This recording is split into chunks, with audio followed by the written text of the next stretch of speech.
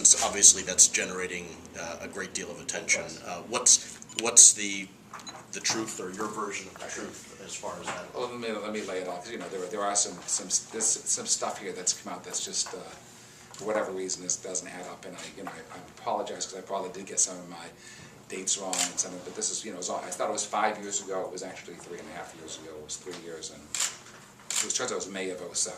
So I finally talked to the captain of the boat and the engineer who was on the boat. We got all the dates. So here's what really happened, because I wasn't sure where we were going, when we were going.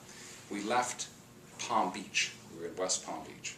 This is in May of '07. We're going to get a letter from the boat with all the logs, because I wasn't really remembering where we went. You gotta realize I bought this boat 7 years ago, and I've been on it.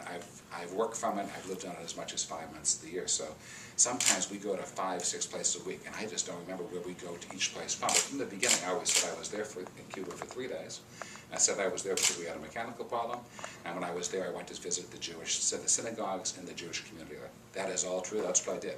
The only thing that's incorrect is I wasn't sure where we were coming from. We left Palm Beach to go to Key West. Right? We spent, I don't remember if it was 1 or 2 days in Key West. We were then going on a diving trip to Honduras, to the Bay Islands called Roatan. We were working our way across from Key West to Roatan when they had a mechanical problem. I thought, for some reason, I was mixing that up with a trip to Honduras I had taken a previous year. We went to, when we were on our way to Honduras, the captain, the hydraulics went out. Hydraulics on a big yacht, just so you know, not only control all the anchors, make sure you can't take your anchors over there, they control the maneuverability of the boat, because you have, they control the stabilizers. And so it was a serious situation. The captain pulled into Hemingway Marina to fix the problem. And I've always said that, so we went there because of a mechanical problem, but when they asked me yesterday, where were you coming from, I said Honduras, because I just couldn't remember. I mean, it's, just mixed it up. I mean, if you asked me where I was, like 6 months ago, when we from place to place, I just don't remember. So we went in there. We stayed in Hemingway Marina for 3 days. We spent. It was over the weekend. I went to visit the synagogues. I'm Jewish, and I have a very big Jewish history buff.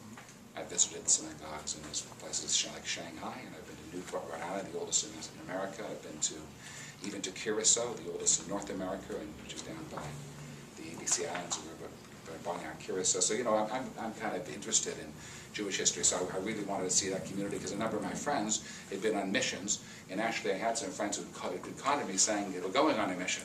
Friends from LA were going on a mission at the Jewish Federation to visit the Jewish community there, and I couldn't hook up with them, but I was hoping that I'd even see them there, because I thought it was that time. So anyways, as it turns out, we went over there. We went to see the synagogue. I met with a number of members of the Jewish community, and it was sad what I saw, to tell you the truth. I mean, they were people were telling me they get $50 a month. They were very poor.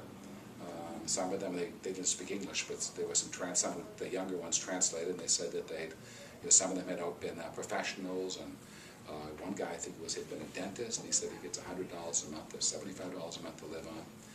So anyway, so what happened is, so we're in this marina. They're supposed to get a part to fix the hydraulics, and we're just staying in this marina called Hemingway Marina. It's right in the middle of nowhere, and they couldn't get the parts, but the engineer was able to get the boat going. Got it going. We then went all the way to Freeport in the Bahamas, and it was a rough ride. It was like 30 hours, again to an industrial marina. In that marina, they fixed the thing. We were there for 5 days. It was kind of a ridiculous trip, because we were supposed to be going scuba diving. We ended up sitting in 2 marinas for 8 days, and that's what happened. So they didn't really do anything in the marina, except your guy fixed the boat. No, they were working with companies to get them to come in and try to get it fixed. No, of course, my guy wasn't doing it himself. He was told there were parts, but there were no parts. I mean, they said, well, maybe tomorrow we'll get. I don't know the specific. There were some hoses and stuff and couplings, whatever, to get the hydraulics back going again. They weren't able to do it. So. And the story that we bought things, we didn't buy anything. We didn't party there. I mean, there's nobody to party with in Cuba. There's nothing to buy in Cuba. So did you come back with bags of stuff and a box of cigars? Absolutely not. I know. I've never smoked a cigar in my life. I don't buy cigars. I don't know what. That guy apparently was someone who was fired by the crew. And I even said he was fired by some captain in Europe, I think. I mean, I don't even know who. I don't remember who he even is. And he said we owed him money. I mean, he hasn't contacted. I mean, it's not like he can't find me. He's contacted us asking for any money. Well, do you owe him medical expenses? I'm not aware of anything at all. No. If I said if we owed him money, it's easy to find us. I mean, I'm on the campaign circuit every day. We haven't got letters from him, or he hasn't come and shown up to see me. So, I don't know. I think it's just somebody who was fired, who was disgruntled. Look, this stuff keeps coming out in this campaign, and I think it's coming from Kendrick Meek's campaign. I mean, look at, Kendrick Meek, I mean, we found out yesterday, we contacted Warren Buffett's office. Warren Buffett's been used as one of the key parts of Kendrick Meek's argument, saying that I caused this housing crisis and I'm causing suffering. We contacted Warren Buffett's office, and they sent us an email saying they never said anything about me ever, or anything about my trades. And Kendrick Meek's been on the air. Warren Buffett stated that Jeff Greene's trades were weapons of financial mass destruction. This is where a lot of the stuff is coming from. I'm sure they're lining up people who are just coming out with these crazy allegations. Back to Cuba for a moment, though. So, what accounts for the discrepancy in stories between whether it was a humanitarian mission and whether it was a repair? It wasn't a mission, but what I did, the only thing I did there of any interest was I went to the synagogues and I met members of the Jewish community. That's all I did there. So as far as I'm concerned, that was what I did when I was there, and I was glad I was able to do it. Did you break any U.S. laws, as far as you know? No, I don't know. I don't believe I broke them. Have you consulted with counsel about whether you've broken any laws in terms of the Cuba thing? We were out in the sea, and the captain made a decision that it was dangerous to continue going. He pulled into a marina. I forgot what the terminology was, but the engineer who was on board was writing a letter, which we're going to distribute over, who was there and had been on the boat, by the way, since it was built in 1996, and since we acquired it. He's going to write a letter describing exactly what happened. And I think they even have, I don't know if they have any invoices. Do they have invoices from the work in the Bahamas? I think they're looking for that. I mean, this is what happened. That's the end of the story. So have you consulted counsel about whether you violated any? No, because I can't imagine that when you're out at sea and your boat's dangerous, that you can't pull into a marina to get it fixed. So you left Palm Beach, headed for Roatan, is that? With a stop in Key West. Stop in Key West.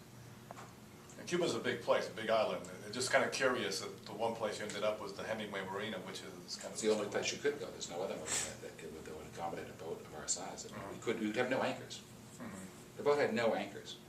The hydraulics were, if you dropped them, you couldn't have pulled them up. So we had to go to the only marina that was close by. When we could have just kept going, all the way. We couldn't. Roatan has no marinas. So that was the closest place to go. So you went Palm Beach, Key West, and then after you left Key West, it broke. Yeah, when they pulled up in Key West. That's what the engineer's letter, which I sort of saw drafted, says. But the problem with the hydraulics began where? After you left Key West? So when they pulled the anchors up in Key West, apparently something happened in the hydraulics. They discovered it while they were steering the boat. That's why they pulled into Hemingway Marina. If the engineer is writing this letter, how come you've seen a draft of it? Because he sent it to us today. We called him up and we told him we asked him what happened, and we said, write us a letter, so they sent it to us. When you said you've seen a draft of it? He sent a letter, and so I said, put it on the letterhead. Luis is going to get a letter. Do you have it yet, Luis? I'll get the letter out. You can probably get it now. How big is the boat? You said the boat. 145 feet. It's 350 tons, and it needs to have hydraulics to operate. It's not something you can steer by hand.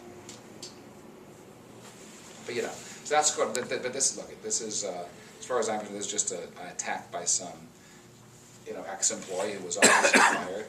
And he's not willing to go on the news, and he hasn't. I have not heard from the guy. I wouldn't know what he looked like if he walked in this room. He was apparently some deckhand on the boat. I have no idea how he worked, how long he worked on the boat, or what his situation was.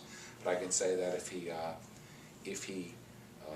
had an issue where he was really owed money, I'm not difficult to find. And I'm telling you, I've not heard anything from this guy ever. I've marginally remember the name Billy, some guy Billy, but I don't know what he looks like. I've never heard from him since 2000. I don't even know when he was fired, but probably in 2007. So 3 years later, if somebody's owed money, they usually would write a letter of contact.